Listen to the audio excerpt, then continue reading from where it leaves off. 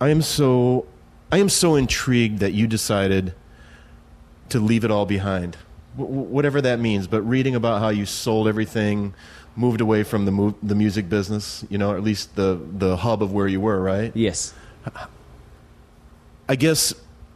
I assume various dominoes fell over years and years and years. You said, okay, we have to do this. But what was the last domino that you went, I'm out? I think it was the cost started to outweigh maybe the creative process. The cost of what it cost started to take its toll, maybe.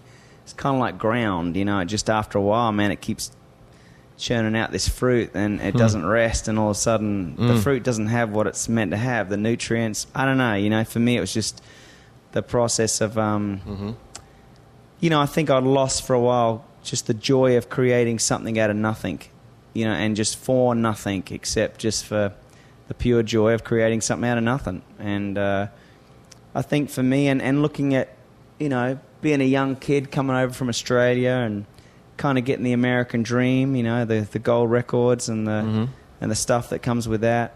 What's the saying? It's nothing worse than getting all you wanted and realize it wasn't what you wanted. And so my wife and I, we were in great spirits when I decided to finish up with the Newsboys.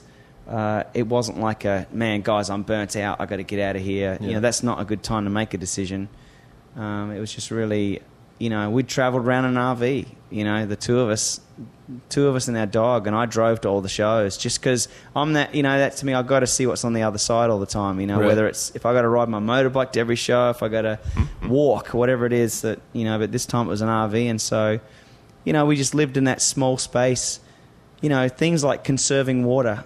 Rock stars don't think about that too much. You're in tour buses or jets and nice hotels and stuff, and then to go to an RV and sleeping in Walmart supercenters and KOA campgrounds, it's a whole new life. But it kind of left our eyes wide open. So we got back to Nashville after doing that for close to 2 years. I drove 110,000 miles. Wow. And, we were barely home, the two of us. Had a blast, loved it.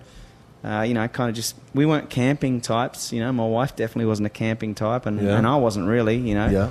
And we're out in the woods and, places and cooking whatever we could, find up, and then getting back to our life in Nashville, we were like, what are we doing? And that was I think that was the last domino, realizing, it's kind of like, when people go on a missions trip, usually most of the time, the thing that changes the most is them. They might go and build a house and really touch a family or do something, but it's really them that comes back. And, and it can be a defining moment. I think that was what it was for us.